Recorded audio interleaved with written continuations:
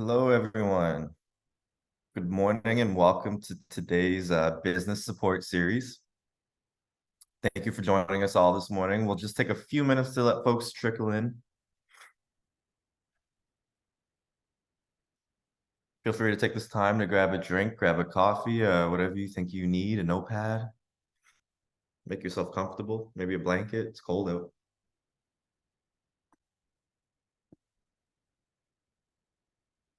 And we'll get started shortly. A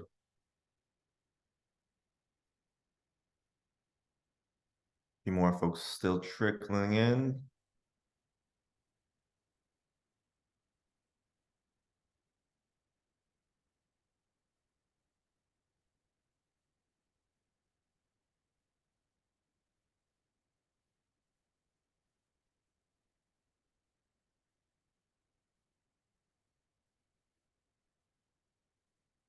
Okay, we'll get started. Good morning, everyone, and welcome to today's business support series webinar. Thank you all for joining us. My name is Josh Creighton. I am the Corporate Partnership Specialist here with the Halifax Chamber of Commerce, and your host for this morning. We're here today to learn about the benefits of having a safety framework for your business and to talk about the impact of safety on recruitment and retention, as well as review the available free resources that are available for your workplaces today. Earlier in October, we learned about the laws and regulations on occupational health and safety in Nova Scotia during part one of this series. And during part two of this series, just a little while back in November, we learned about the requirements and content of safety policy and the safety program. If you missed out on these two informative sessions, you can find them on our YouTube channel at Halifax Chamber of Commerce. Thanks to everyone who submitted questions for our presenters, sorry. When we get to the Q&A, feel free to type any other questions in the chat box, or if they pop up during the presentation, feel free to pop them in there. We'll get to them after. And yeah, without further ado, I'll introduce our presenters today, Sterling and Kendall. Sterling Kendall, sorry, and Balse McNeil. Please welcome and thank you for joining us today. Great. Thank you very much, Josh. Blaise McNeil here. I'm one of the safety advisors with Labor Skills and Immigration, and my colleague Sterling Kendall. We're going to be presenting this morning for this webinar series. So I'll just jump right into it. So our objectives for this morning, as Josh had mentioned, we're going to talk a little bit about information regarding accidents, injuries, and illness, provide you information around that, just to give you some context as to why it's so important that you help develop a safety system within your organizations or your businesses. Help you recognize some of the actions that you can take to develop your safety system and how you can use that to benefit yourselves as far as recruiting and retaining employees. Because we all know folks are struggling with recruiting people to their businesses and organizations. And lastly, we're going to talk about and cover some of the additional tools or resources that you can use to help develop your safety system and make your workplaces safer and healthier. So why should a business care about health and safety? Well, certainly there's requirements under the Occupational Health and Safety Act, basically because the law says that you need to protect your workers. Left uncontrolled, occupational health and safety hazards can lead to incidents with costly or disastrous consequences. Every year, workers in all types of workplaces experience injuries, illnesses, and fatalities. And morally and ethically, why would you engage in work that you normally puts people at risk? And finally, it just makes good business sense. And we'll talk a little bit more details about what some of those advantages are. And if you can see here, just to the left side of the slide, if you look at this graphic, the number of Nova Scotians that have died in 2022, there was 24 Nova Scotians died at work or because of their work.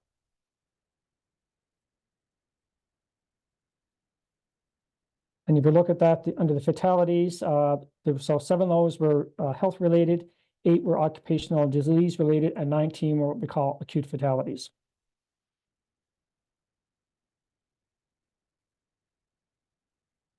So we're going to look at some of the key benefits, some short-term as well as some long-term benefits.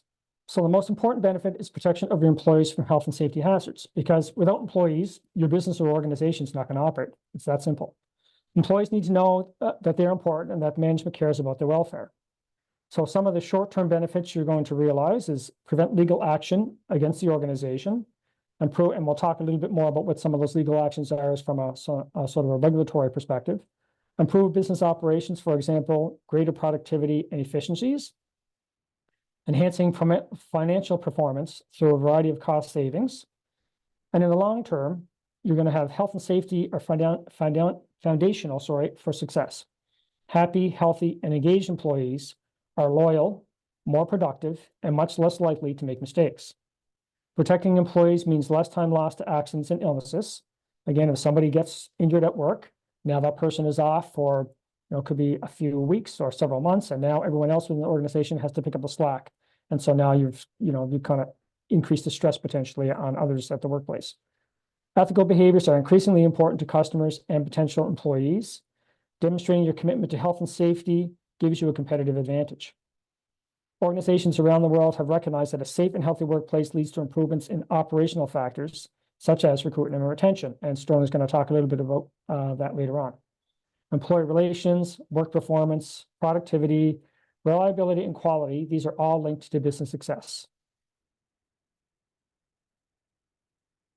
Employers can reduce the risk of harmful incidents by implementing a coordinated program of policies, procedures, and activities which identify workplace hazards and safeguard the health and safety of workers. Small businesses are much more vulnerable of going off track and losing the business when an injury or incident occurs at the workplace. Getting a handle on the risks and the mitigations to put in place early may make the difference between your business failing or succeeding. There is a spillover effect to the family and to the whole community. So I'm going to talk a little bit about this next slide. Now, just to sort of, give folks a trigger warning, I'm not going to go into, there's no graphic pictures. I'm not going to go into detail about these two incidents, but it's just to basically illustrate the effects that it can have, as I mentioned in this slide about the spillover effect. So I just want to give people that sort of heads up about this. Next slide. Okay. So this is a couple of incidents that occurred here in Nova Scotia. One was a waste disposal company pled guilty to 2 charges after a worker was killed. It was a young worker. They were working for a solid waste company. They were a volunteer in the community. They were a volunteer firefighter. They're involved in other initiatives in their community as well. And unfortunately, they had lost their life. And the other example here is a roofer deliberately choosing to put people at risk.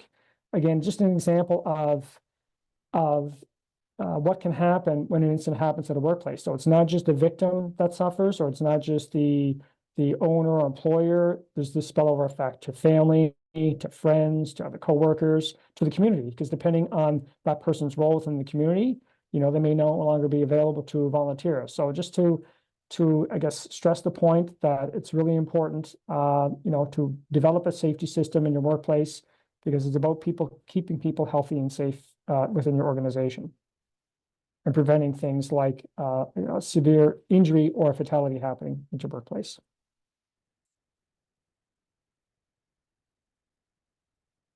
So other examples of effects that it can have. So if you look at back in 2010, I believe it was, province of Nova Scotia came out with what we call administrative penalties, the administrative penalty regulations. And the reason for that is because over the years, we found that inspectors would go to a workplace and they could issue potentially a warning or an order for some violation of the act or regulations, and they would go back another, they could be back there in a few months or a few weeks later, and it's the same warning or the same infraction. So this was a way of deterring, sort of to act as a deterrent to, get the point across to not only employees, but employers that you really have to take occupational health and safety seriously. So as you can see, there's sort of 3 sort of different areas for administrative penalties. You've got employers, contractors, constructors. In the middle there, you have employees who exercise supervisory responsibilities. So people who are like lead hands or team leads. And then finally, at the bottom there, you have employees. And they range anywhere from $100 for an employee up to $500 for an employer or anyone in that category. And they can double for the second offense, and then again for the third and subsequent offenses. And then finally, there's fines and or imprisonment. So for your first offense, it could be up to $250,000 or 2 years in prison. And second or subsequent offenses, it could be up to $500,000. So, there are mechanisms in place to, I guess, get the attention of not only employers, but employees and others who affect health and safety at a workplace, to ensure that they follow the act and regulations, to have procedures and policies in place to make sure that they keep people healthy and safe. And if you look at this next slide, this is about Occupational Health and Safety Act convictions. This QR code here will actually take you to, it's an annual report that we have, a report that we have. This one here will take you from April 1st of 2018 to July 25th of 2023. And, this information isn't widely known, but it's publicly available. And the largest penalty to date in Nova Scotia is about $150,000. For an injury. This was actually, I believe it was a fatality that happened. This was in 2020. So this was against a company. Employee was pulled into a piece of equipment after it was inadvertently energized. So, and again, courts look at these to say, that almost sets a precedent. So the next time, there may be a serious injury or fatality, the courts may look at that and say, well, the last time there was $150,000.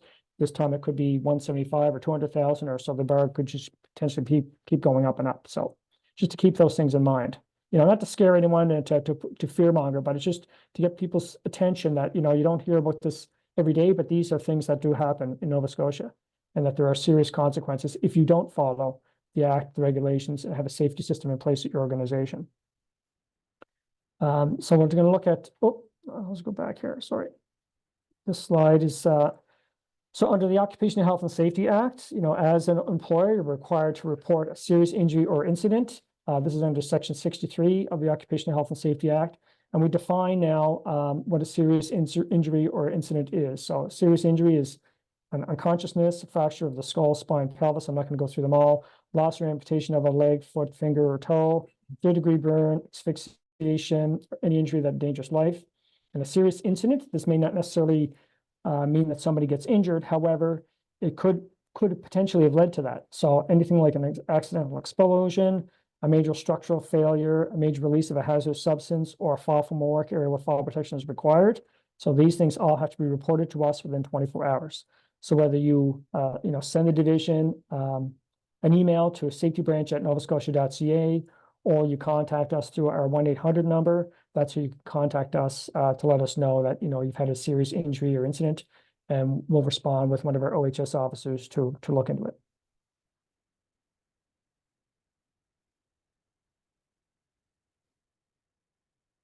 So what are the benefits for having a health and safety system in place at your workplace? So benefits for workers in the workplace. Workplace health and safety is more about than keeping people safe. It's an investment in your employees and your business success. Beyond preventing injury, illness, and property damage, a health and safety program will help you to strengthen continuity, productivity, and the relationship with your workers. So some of the specific business benefits include positive employee morale and a reduction in turnover, fewer sick days, consistent customer service, stable production, positive impact on your business's reputation, a competitive advantage in recruiting new talent, and lower workers' compensation board rates and premiums. So if you go back to the reputation, as I've shown previously about those two, the serious incident or the fatality and the serious incident that occurred, these things get out into the media and they're out there, and potentially, if you're an organization that this has happened to, that can certainly, affect the reputation of your business. So safety is one of the best recruitment and retention tools for any business, and Sterling's going to talk about that in more detail. So let's look at the legal benefits. So every employer has a legal duty to provide a safe and healthy workplace. So you find this under what we call Section 13, or the General Duty Clause for employers. And there's other sections I'll talk about with respect to employees and owners as well. So every employer, as I said, has a legal duty to provide a safe and healthy workplace. Compliance with the OHS legislation is mandatory. Employers, managers, and supervisors must also exercise what we call due diligence. And due diligence is taking every precaution reasonable in your particular circumstance to ensure that you're keeping your workers healthy and safe.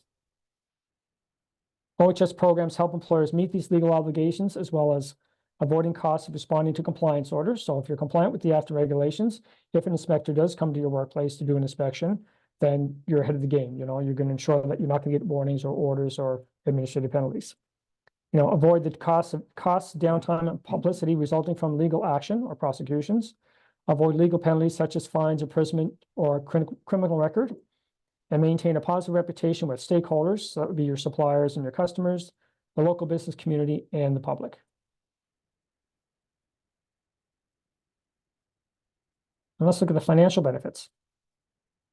So the financial benefits, again, like an iceberg, the majority of the costs associated with an OHS incident are not visible from the surface. Studies have shown that for every $1 of direct medical or compensation costs related to an incident, there are $6 or more of hidden costs. So it ranges anywhere from $6 to $53. So again, the financial benefits to avoiding or reducing the substantial costs of workplace injuries and illnesses, medical compensation and rehabilitation costs are avoided, repair or replacement costs of damaged assets such as equipment and tools, downtime or redirected efforts of managers, supervisors, employees, because now if you have a serious incident or an accident in your workplace, you've got to investigate that. So you have to engage your employees, supervisors, management to now sort of stop production in a sense, and they've got to now look into this incident and investigate it. So that's time away from productivity. Production loss during period of employee reaction, as I mentioned, investigation, cleanup, and repair. And employers with strong OHS programs may receive financial incentives from the Workers' Compensation Board of Nova Scotia. So that QR code there at the bottom of the screen, that will take you to what's called a brochure titled, it's called Employment Incentive Programs, and that's administered by the Workers' Compensation Board of Nova Scotia. So you may want to check that out to see what programs they have available. And let's look at some of the competitive advantages. A proactive approach to occupational health and safety makes your organization more attractive to customers, investors, and other stakeholders.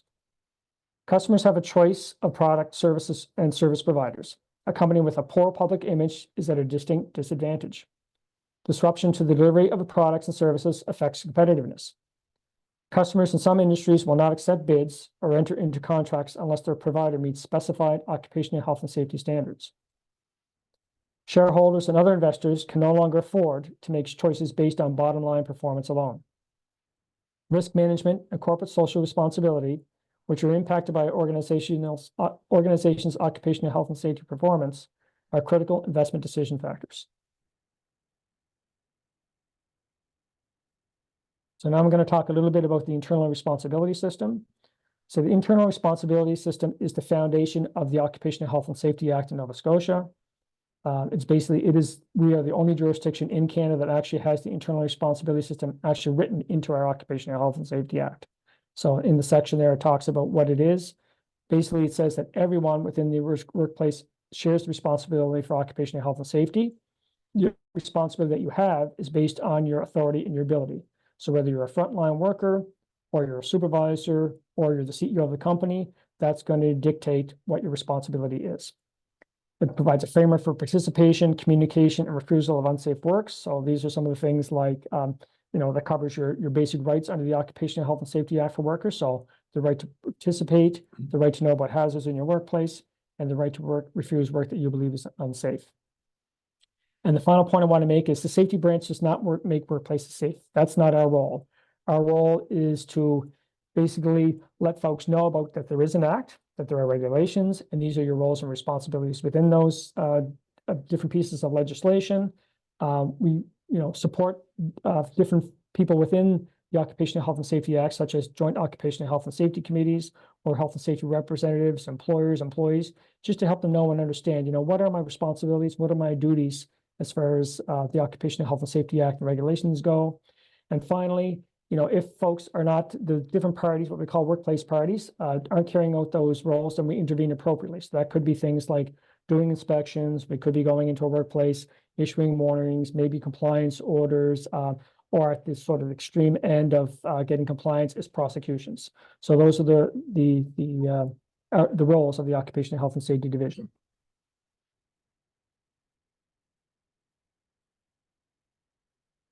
I'm going to talk a little bit about the sort of three main roles within the Occupational Health and Safety Act.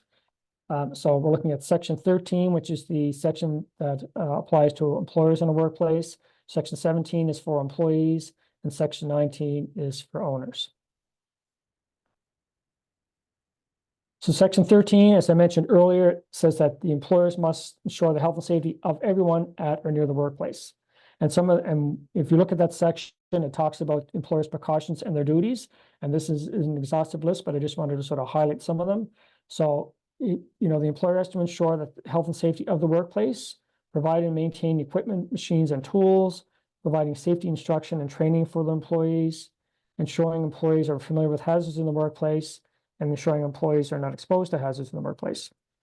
And some of the duties are to cooperate with the Health and Safety Committee or Health and Safety Representative and the Department of Labor, Skills, and Immigration, comply with the Act and regulations, and develop a health and safety policy and/or program where required. And I'll talk a little bit about what the requirements are for that. Again, the employers bear the majority of the responsibility under the Occupational Health and Safety Act because it is their workplace. They're the ones who, provide the equipment and should be maintaining that equipment, need to make sure that they train employees, make sure that the employees are familiar with what the hazards are in the workplace. So it's really important that they understand their roles and responsibilities. But they're not the only person with responsibilities in the workplace, as I mentioned. So section 17, this is the section that applies to employees in the workplace. So most of the sections talk about taking precaution to ensure the health and safety of others and themselves at the workplace. And that's taking every precaution, not just some. That's every precaution that is reasonable, what's reasonable within the circumstance. So your particular circumstance at your workplace. You must also cooperate with the Occupational Health and Safety Committee or Health and Safety Representative, depending on what you have at your workplace. You also must cooperate with their employer, fellow employees, and the Department of Labor, Skills, and Immigration. They make sure that they use all protective devices that are provided to them, equipment or clothing, and that's properly used and they understand how to maintain them as well. They must, in general, comply with the Act and the regulations and report all hazards immediately, and they must report those to their supervisors. And it specifically says that in section 17, and it's really important that people know who the supervisor is. I was a former inspector, and it's astonishing to me that how many times I would go into a workplace to do an inspection and people wouldn't even know who their supervisor was.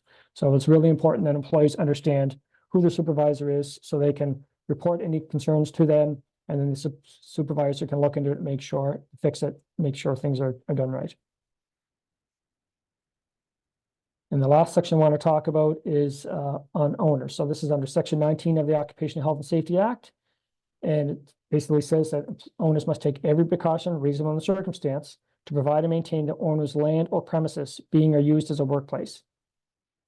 And must ensure that the health and safety of persons at an workplace, and it's key, and that's sort of a key terminology there, where, as you see, it doesn't just say employees, because they don't have the owner of that property is, that property or land is being used by someone else as a workplace. So that's why we use the term persons. So anyone could be affected by that. It could be, people passing by, as well as people who are working within that building or that particular piece of land. Must ensure that any information they have with respect to hazards that they know or ought to know, they need to make sure that they share that with the employer. Because again, the employer needs to be able to share that information with their employees to say, hey, there's a hazard here.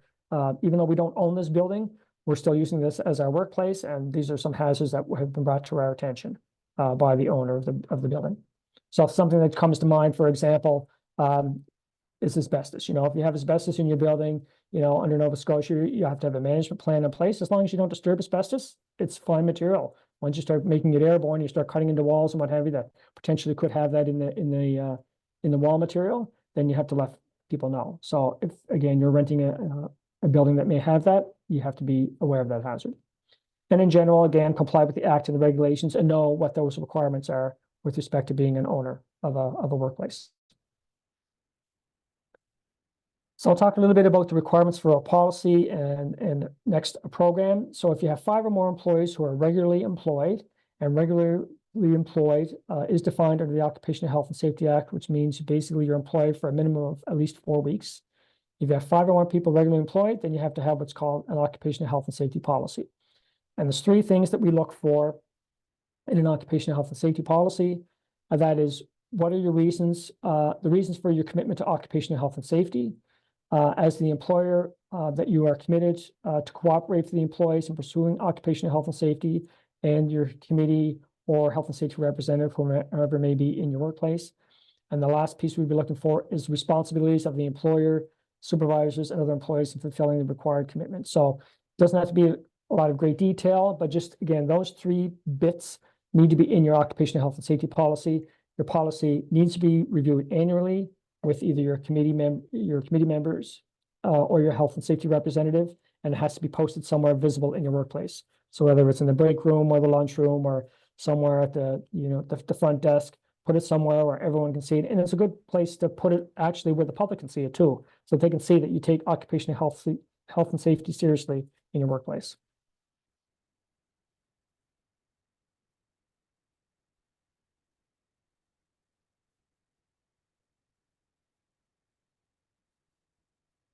And the last one I'm going to talk about is an occupational health and safety program. So an occupational safety program provides structure to your efforts to keep workers safe. It's much more than a document or a binder full of rules. The occupational health and safety program is the sum total of what all members of your organization do to prevent injuries, illnesses, and damage in your workplace. Health and safety is about preventing harm and creating conditions for safety without pain, injury, loss, or unacceptable risk.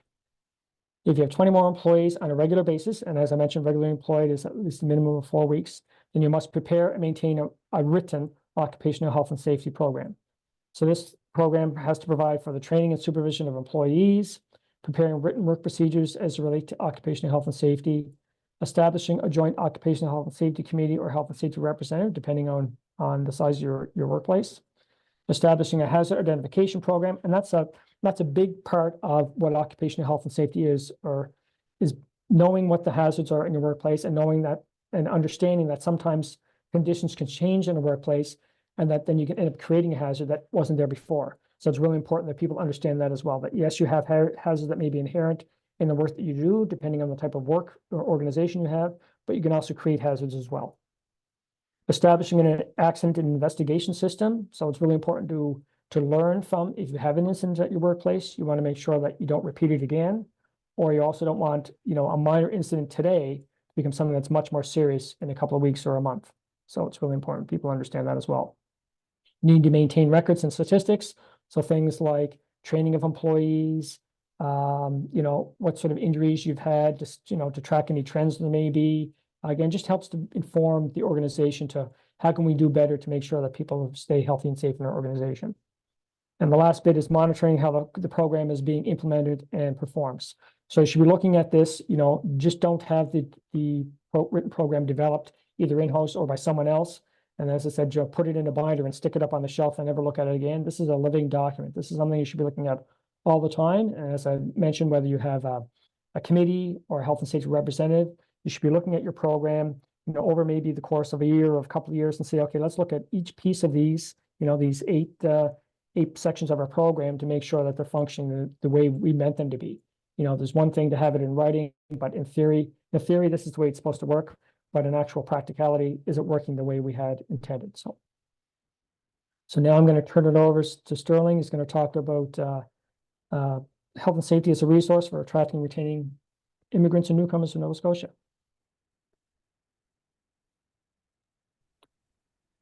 Okay, thank you, Blaise. I'm just going to share my screen.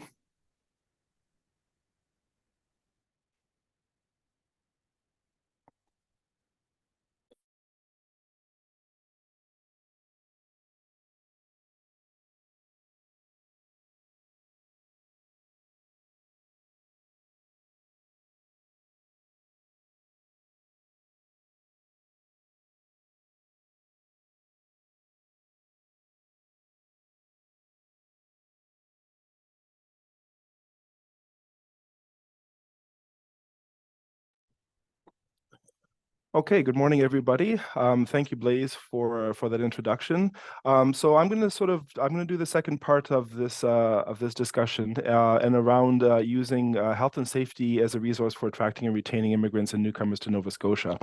Now, as Blaise sort of outlined for us, the Occupational Health and Safety Act and the regulations associated with it apply to all businesses under provincial jurisdiction here in Nova Scotia. So as a result, all businesses have to sort of subscribe to these rules, but it also creates a very helpful resource and tool for small businesses in terms of attracting and retaining newcomers and immigrants to the province.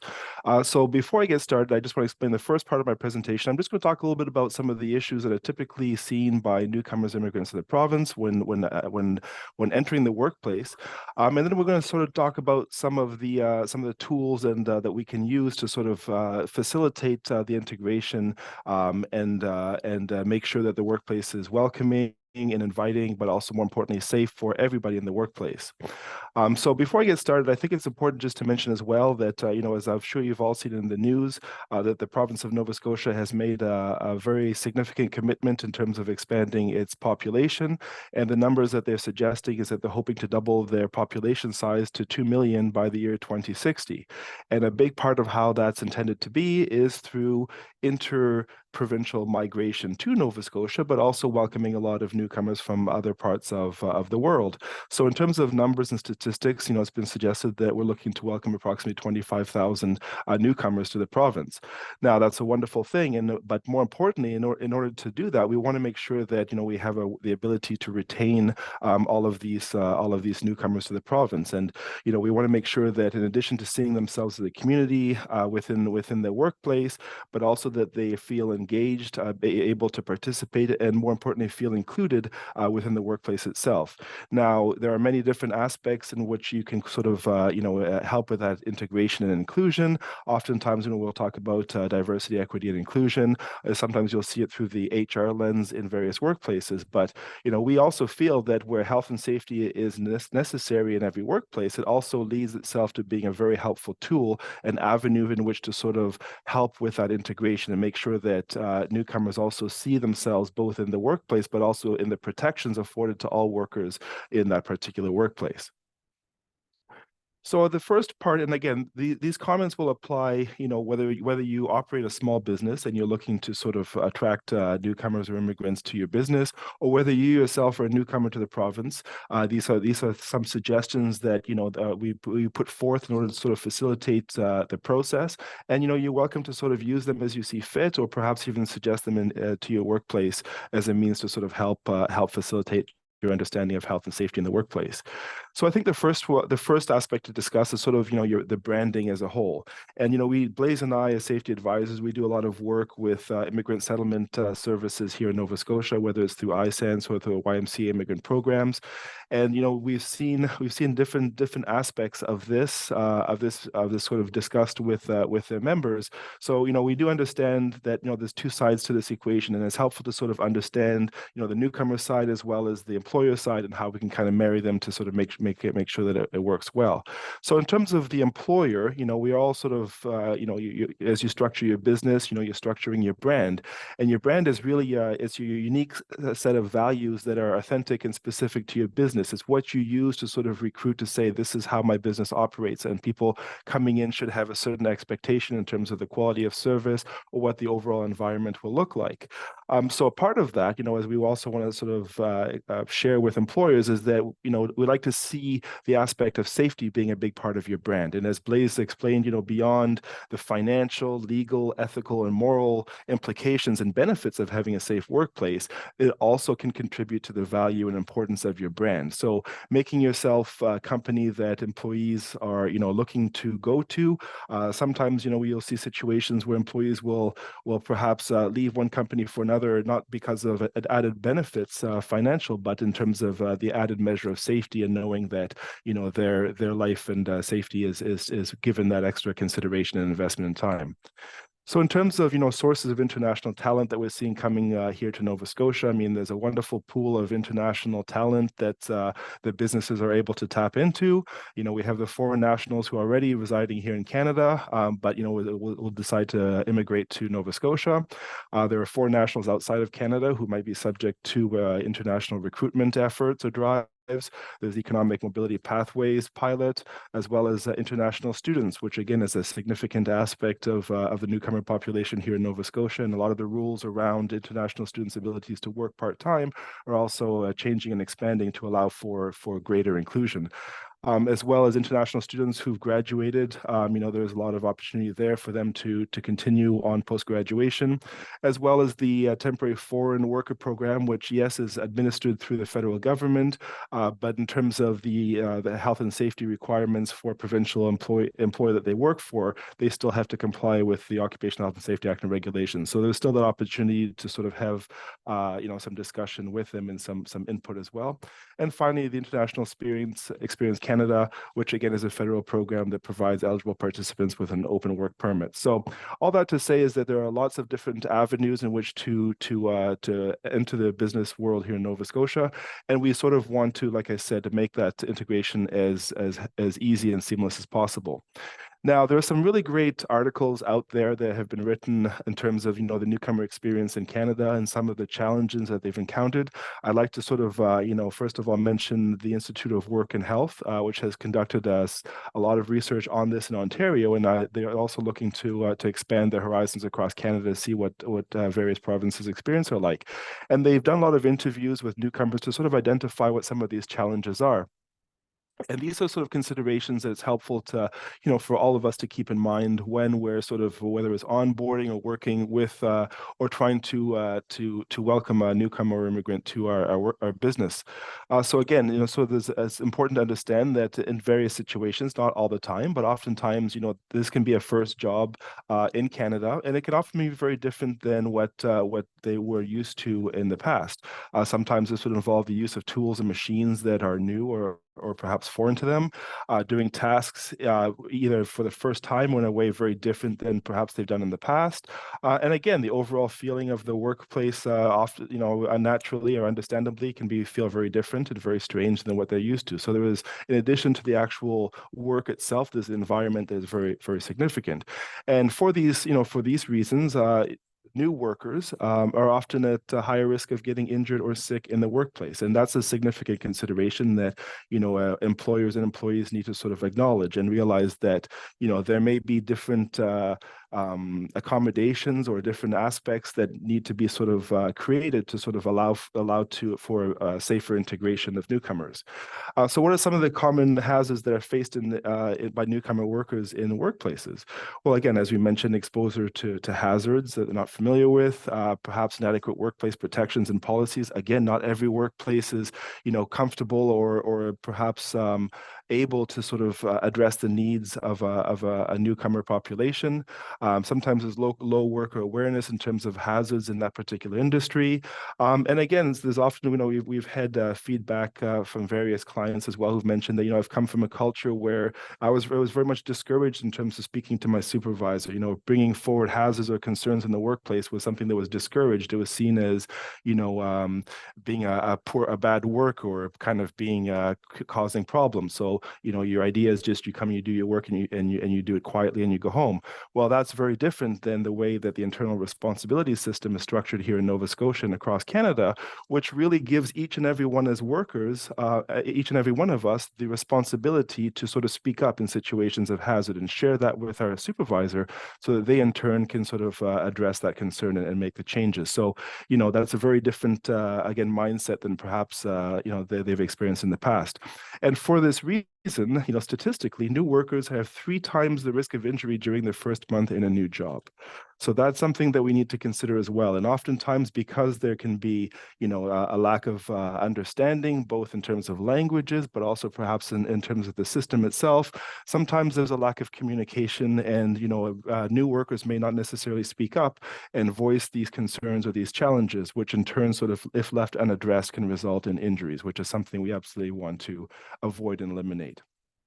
So in terms of understanding some of the newcomer work or the immigrant worker's perspective, this is some of the feedback that the Institute of Work and Health sort of received during their studies, which was a difficulty in sort of understanding these new interpersonal relationships in the workplace.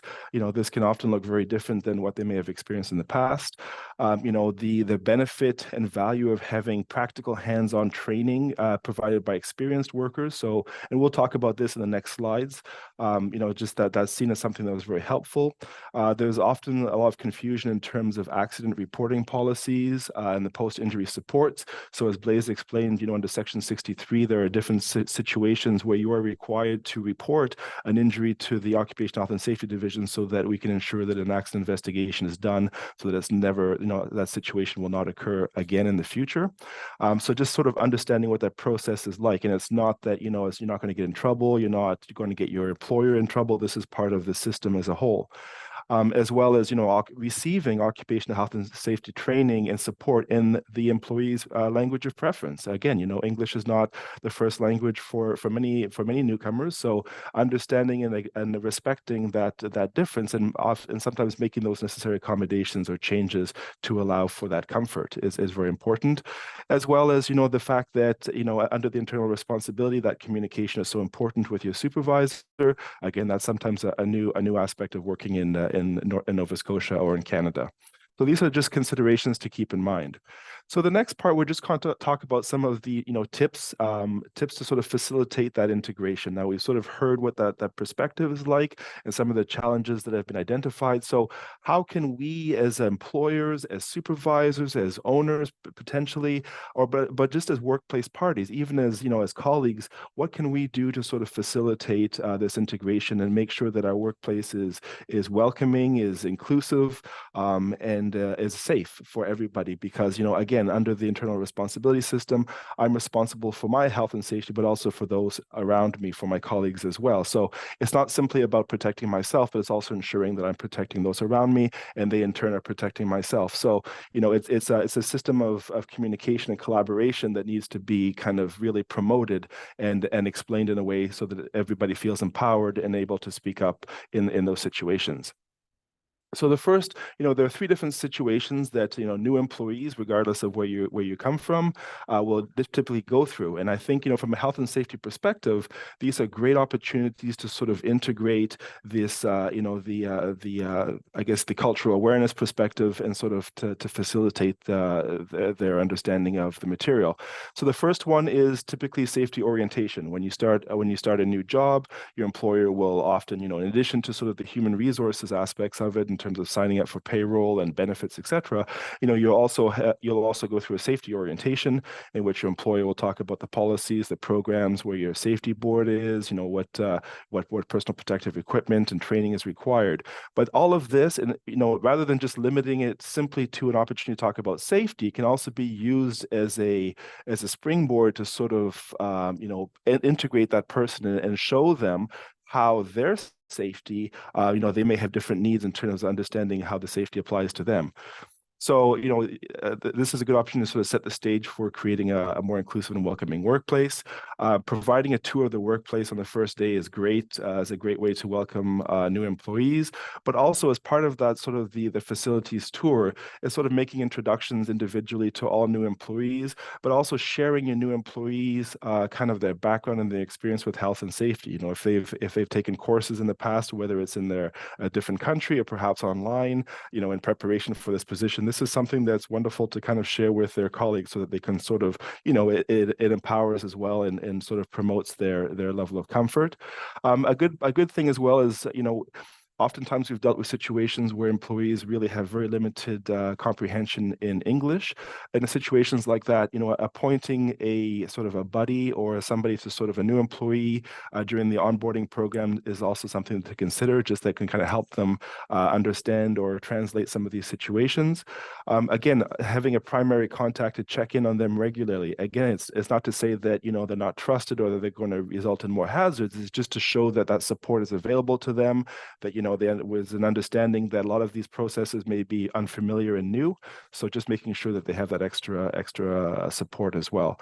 And finally, ideally developing tools that enable employees to learn in the language of their choice. And this is something that, we're excited to see here in Nova Scotia, and many more languages are being introduced into the workplace. And as we talk in the resources that we offer, we're also conscious of that. And we've also made more of an effort to include or to offer some of our resources in various languages as well. So, whether using Google Translate, if you have perhaps an employee who's comfortable in that language, maybe they can informally help you. If this is something that you can offer through the Joint Occupational Health and Safety Committee, I mean, there are ways, but at the end of the day, it's showing that willingness to sort of make an effort to engage and to meet the employee in a way, in a language or a level that they're comfortable with. Another helpful resource are mentorship programs. This you can either have it very formally or very informally. We'll talk about throughout the onboarding process having sort of a buddy program. So somebody, preferably from the same language or culture as yourself, if that's of benefit, who's sort of assigned to you to kind of help you navigate through the new workplace. Also, there are also situations not to sort of limit it to necessarily in colleagues with the same background as yourself, but there's also an opportunity to sort of promote, cultural competency and awareness by having other employees taking courses on that. And sort of supporting you that way. Now, after the initial onboarding period, there's also, it's sometimes helpful to have a second mentor who could be from a very different background, just to reduce bias, but just to sort of expose you to different aspects of the workplace as well. And finally, if a workplace is quite large and you might have several different departments, there's no reason why you can't have give this employee, this newcomer or immigrant employee, perhaps a mentor from a different department that may or may not share common backgrounds, but at least that will give them sort of an opportunity to sort of be exposed to different aspects of the business. So that also will help with their integration as a whole, but also seeing themselves hopefully growing within the company and understanding that, further resources and supports are available within there. Now, the next part we're going to talk about is a little bit some of the training that's available and safety training that's also available to committees all around the aspect of, cultural integration or integrating newcomer employees. There are a lot of courses available out there. We're seeing it through these settlement services as well. That's something that they can offer businesses in terms of if you're going to hire a newcomer, sort of here's some courses that you can take online. There's amazing supports available out there. Workshops is a typical one as well, but ideally you want to make sure that your supervisors and all your management, whether it's senior management or middle management, are receiving the safety awareness training just so to improve their understanding and awareness around issues that might come up in the workplace. But also it's something that should be offered to any employee in the workplace, whether you're this person's formal or informal buddy or just somebody that you work with regularly, promoting that aspect of integration and acceptance is very, very important. And it's well received, and it's really something that will assist the new employee in terms of seeing themselves long-term in that business. And finally, as part of the Joint Occupational Health and Safety Committee, or as a safety representative, there is an opportunity to take a lot of training. And ideally, this is around, helping in terms of your role as a committee member. So whether it's accident investigation, accident reporting, writing recommendations, doing internal inspections, there's a like as Blaise explained, there's a lot of aspects that are very important. But as part of that, there might be a chance to also take some intercultural competency training, which will also make you a very helpful internal resource within the company to receive any questions or complaints from safety from newcomer or immigrant employees. So we want to make sure that these employees know that there are avenues in which they can speak up. Ideally, it's going to be to the supervisor, and the supervisor is always the first point of contact when raising safety questions. But if you don't find satisfaction or if there's a difficulty in communication, they should always know how to reach a member of the Joint Occupational Health and Safety Committee, and ideally know which one of those members perhaps has this training or is competent or is comfortable in their language of preference. So that's sort of completing that circle and making sure that they see themselves reflected in the entire safety program. So these are sort of kind of a summary of the tips, a few additionals that we haven't spoken about. So again, culturally friendly training and support, as we discussed, is very important. Developing policies and programs in consultation with the workers. And again, this is a requirement, in terms of with the committee, that when you're developing new policies and programs, to have it reviewed by the committee, so that you can have that perspective. But also, it's important that seeing all workers should see themselves reflected in there. So it's important to also apply that lens of the newcomer worker as well, including information in your program around worker rights and responsibilities, which is the three critical rights: the right to refuse, the right to participate, and the right to know what could potentially harm you in the workplace. So just sort of understanding and reaffirming these rights to your new employees. Also, perhaps giving them resources around employment standards, which is a different branch within the Department of Labor, but it would also apply in terms of the benefits and vacation eligibility. So if they have any questions, knowing how to reach out there. Same thing with post-injury supports. If heaven forbid, if ever anybody gets injured, how to reach out and contact WCB. But also, information around harassment and bullying, what that might look like. Does your company have a policy around that, and who do you speak to if ever you feel you're in a situation where you're being harassed or bullied at the workplace? Again, outlining Canadian workplace norms and employer expectations, without sounding overly patronizing. It's helpful to sort of outline that, these are the rules and expectations of employees in the workplace, whether it's to, listen to your supervisor, wear necessary personal protective equipment, take the necessary training in order to operate in a safe manner. I mean, these are very standard and common, so it's also helpful to kind of explain that. And again, exercising the right to refuse. There is a specific process in which that's to be done. You can't simply refuse and then leave the workplace. You have to first of all, you have to say that you're exercising your right to refuse because you feel it's unsafe, and then give your supervisor an opportunity to rectify the situation. And if it's not done to your satisfaction, you can bring it to the attention of the Joint Occupational Health and Safety Committee, who will then make a recommendation whether or not to return to work. And finally, it's important to mention that the safety division is always available to support if this employee has any questions about that. Work site specific safety training is very important as well. Every work site is different, so when starting a new project or a new work, going over the rules that apply there, as well as workplace culture and communication. Making sure that that newcomers or immigrant employees see themselves reflected perhaps in the minutes of the safety committees, and also how they can speak up if they have any questions as well. Finally, this last slide is just a couple of resources that I found very, very helpful as well. These are available on the slide. I'm sure you're probably familiar with most of them, whether it's the Atlantic Immigration Program. Intercultural competency training is something that's available through the federal government.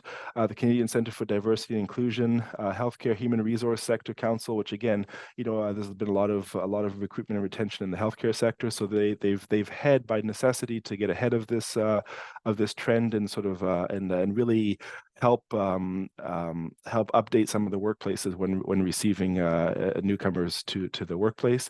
Immigrant Services of Nova Scotia is an amazing program. Again, they have a lot of excellent resources, as well as on a sort of a larger scale, the UNHCR, which is the United Nations Refugee Agency. They have a lot of resources as well. So next off, I'm just going to talk about some of the tools and resources that are available internally through the Department of Labor. These are all free, and they, for the most part, available online. Again, we will circulate a summary sheet to the Chamber of Commerce, so that you're welcome to contact them to get a copy of all the links to everything that I'll be presenting in the next few slides. So first off, just so that you're aware, if you're a small business operator or owner, we do have some resources specific to small businesses. So the main ones here are the Small Business Safety Toolkit, which is available online as well. And kind of you can go through, and based on the size of your company, you'll see what does or does not apply to you. We also have the Safety Manual, which was it was created by the Spring Garden Retail Association. So it was sort of it was done by industry itself in terms of what policies and programs are most helpful for retail businesses. So you're welcome to also take a look in there. There's some great policies that they've created. Yes, so thank you. So this is sort of like the small business toolkit in terms of the main sections. We talked about the various companies, and these are some of the topics that you'll see included in the manual. Again, all of them are great templates. You're able to sort of amend them for your business and make sure that it sort of reflects the nature of your business. Now, the next resource, and this is one that was that we're very proud of and that we're excited to have released, it's called NovaSafe. And you can go to the URL here, novascotia.ca/NovaSafe, or just through the QR code. And NovaSafe is a web-based mobile app, which means that you don't have to download the app from the iTunes store. You simply go to the website and you're able to sort of add a shortcut to your mobile device if that's how you use it. But you can also use it on your desktop and even through your smart TV. And the idea was that we want to create a sort of a one-stop shop website and a mobile-friendly website that would contain all information around occupational health and safety, but also around technical services. So in addition to sort of what falls under the Occupational Health and Safety Act and regulations, this will also include the technical services piece, which would include elevators and lifts, boilers and pressure equipment, amusement park and lift devices. So all of those more technical aspects of the workplace as well, you can find there. This is sort of a shortcut, just whether you're using an Android or an iOS device or an iPhone, all you really have to do is add the shortcut and then you'll have access to it. We currently have 32 topics on there. It's available in both English and in French, and we are currently examining ways to sort of perhaps in the future use Google Translate as a means to sort of offering an informal version. It won't be, we can't guarantee the accuracy of, but informally, hopefully you'll be able to access it in your language of preference as well. I want to talk a little bit about free training that's also available to anybody in Nova Scotia in terms of additional health and safety training. So the main one is through CCOHS, which stands for the Canadian Centre for Occupational Health and Safety. CCOHS, if you haven't heard about it before, it's a not-for-profit based out of Ontario, I believe, and they cover the entire jurisdiction of Canada. So they don't make it specific to each province. It's somewhat generic information, but it's very helpful information. So they offer about 100 courses online, which you can access directly through CCOHS.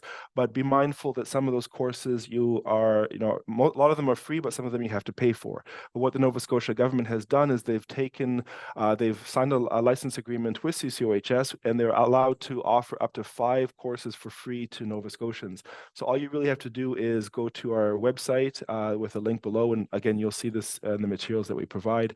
And by going through our website, you can access some of those courses that which you'd otherwise have to pay for, but for free, up to 5 times per year. So that's a great resource as well if you want to sort of enhance your current understanding of health and safety, or sort of enhance your resume as well in terms of the courses that you've taken around that.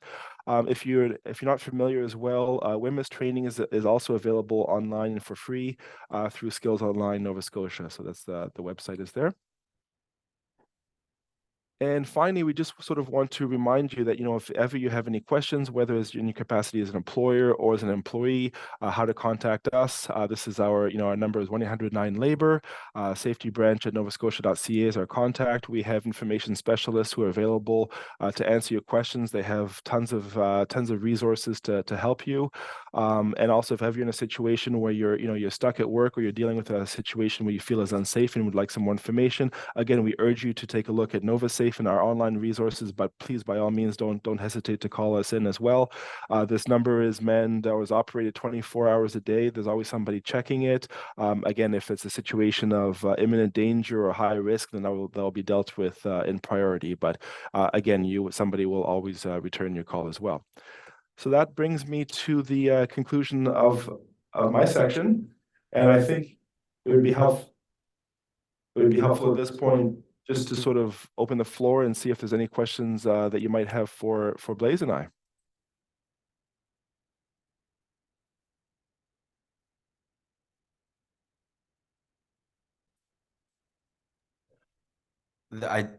Sorry, there is one question in the Q&A chat, and I'll may need some help finding this, but for the slide, sorry, but I'll just read the comment word for word. Current slide question, bottom bullet point, and they're looking for a clarification between all new workers or newcomer workers, as both are mentioned in that slide. Yes, I think I know the one that you're referring to. I believe it's when I talked about the common hazards faced by newcomer workers. Yes, and again, that's a good question. It's not limited to newcomer workers. I think, for the most part, anybody entering the workplace for the first time, and often Blaze and I will deal with young workers between ages 15 and 25. That's an important category that we deal with because, again, they're a high risk of vulnerability to accidents and incidents because often they're not familiar with the procedures, the workplace, and there's always oftentimes that fear or that shyness around speaking up. So in this situation, yes, it was sort of specific to newcomers or immigrant workers, but again, it's we shouldn't limit it to that. The numbers I think would change based on the age group, but this is more specific to sort of newcomers to Nova Scotia or to the Canada as to the country of Canada.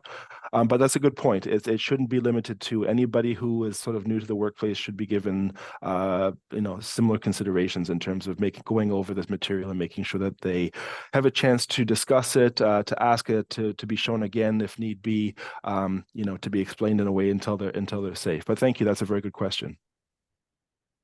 Mm-hmm. Yeah, and we just got confirmation that that was the question. So thank you for that. Thanks for that answer. And thank you so much, Blaze and Sterling, for your time today. I did have a few questions myself written down, but you answered them, actually, all of them.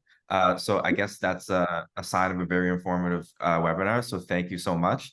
And again, a reminder to folks, this will be on our YouTube channel within the next 24 hours. So please share it with your colleagues, share it with your supervisor, share it with whoever, your friends who own a business.